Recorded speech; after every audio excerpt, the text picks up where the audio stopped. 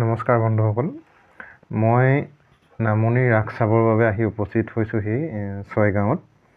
তো ছয়গাঁৱত আহি দেখিলোঁ ৰাসত প্ৰথম সোমাই কাষতে ভূপেন হাজৰিকাদেৱক শ্ৰদ্ধাঞ্জলি জনাইছে।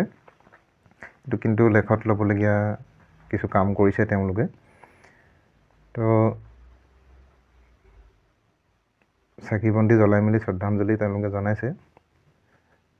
শ্ৰদ্ধাঞ্জলি জনোৱাৰ কাষতে ইয়াত দেখিছে নহয়, ৰাসৰ কিছু দৃশ্য তেওঁলোকে কিন্তু জীৱিত নহয় বাৰু, এইটো ফটো আকাৰে তেওঁলোকে নিৰ্মাণ কৰি কৰিছে। তো ছয়গাঁৱৰ হৈছে মৃত ৰাস। উজনি আৰু নামনিৰ ৰাসৰ মাজত পাৰ্থক্য এটাই যে উজনিত সাধাৰণতে নহয় আৰু উজনিত জীৱিত ৰাস পতা হয় আৰু নামনিত মৃত ৰাস পতা হয়।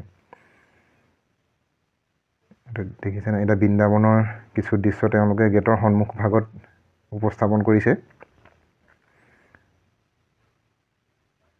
কাষৰ পৰা চালে কিন্তু মৃত বুলি অনুভৱ নহয়, বহুত সুন্দৰকৈ উপস্থাপন তেওঁলোকে কৰিছে। চালে চাই থাকিবলৈ ইচ্ছা যায়।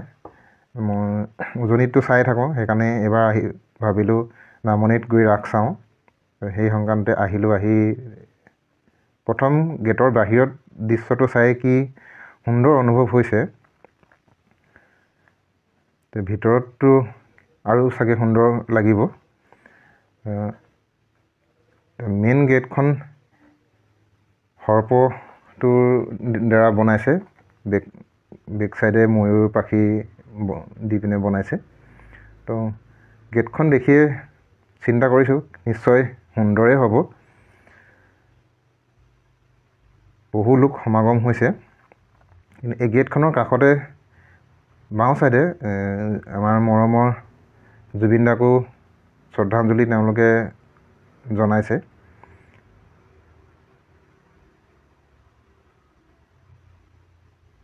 ৰাস হওক যিয়ে হওক, আমাৰ মৰমৰ জুবিন দাকতো শ্ৰদ্ধাঞ্জলি জনোৱাটো মানে নহয় আৰু জনাবতো লাগিবই আৰু, কিয়নো তেওঁ বৰ্তমান আমাৰ মাজত নাই।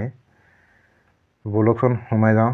এতিয়া গেটৰ ভিতৰত সোমাই গৈ ভিতৰৰ দৃশ্যবিলাক অলপ উপভোগ কৰোঁ। কিনো আছে কিনো নাই তাকে চাই লওঁ।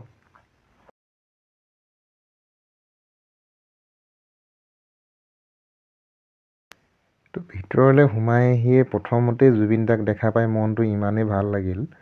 জুবিন দাক গান গাই থকা অৱস্থাত কি ধৰণে উপস্থাপন কৰিছে তেওঁলোকে চাওকচোন বাৰু, কি সুন্দৰ উপস্থাপন।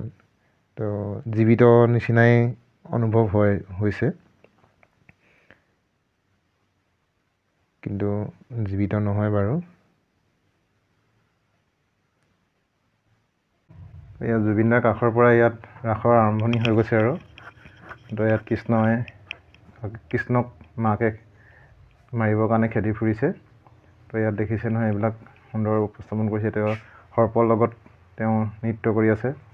এফালৰ পৰা ৰাসৰ আৰম্ভণি হৈছে আৰু এয়া ছয়গাঁৱৰ মৃত ৰাস।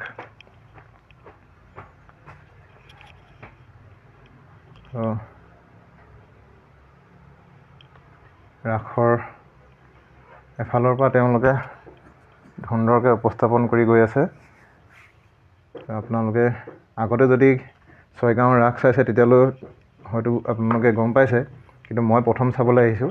তো ইয়াত কৃষ্ণৰ গোপীসকলৰ লগত নৃত্য কৰি আছে। কি সুন্দৰকৈ উপস্থাপন কৰিছে তেওঁলোকে। দুইটা ছাইডৰ পৰা চালে বহুত সুন্দৰ লাগে, কিন্তু এই ভিতৰতো সোমাবলৈ নিদিয়ে।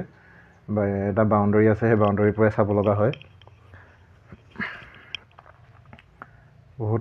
বহুত মানুহ হৈছে, আপোনালোকে আহিলে চাব পাৰিব। 7 দিনমান হয় একেৰাহে।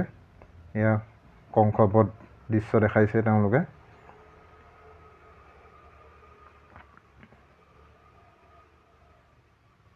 চব মটৰ চালিত হিচাপে ব্যৱহাৰ কৰিছে তেওঁলোকে।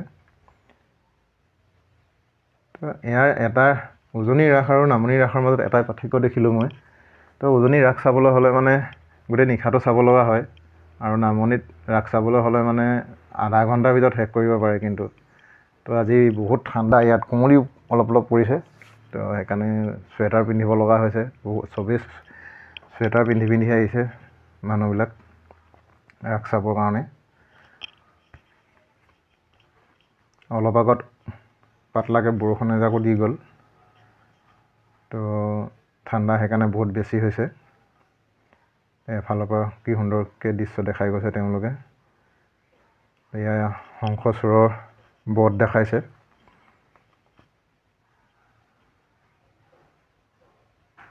তো সুন্দৰ লাগিছে চাই। তো আপোনালোকে কেনেকুৱা পালে নিশ্চয় মোক কমেণ্ট কৰি জনাব। দেখাবলৈ অলপ চেষ্টা কৰিছোঁ আৰু। তো মানুহৰ ভিৰ আৰম্ভ হৈ গৈছে আৰু। তো ভিতৰলৈ আৰু আছে, আৰু বহুত মানুহ হৈছে। তো এয়াই হৈছে ছয়গাঁৱৰ মৃতৰাস। এইখিনিতে আৰু মৃতৰাস সমাপ্ত ঘটিছে।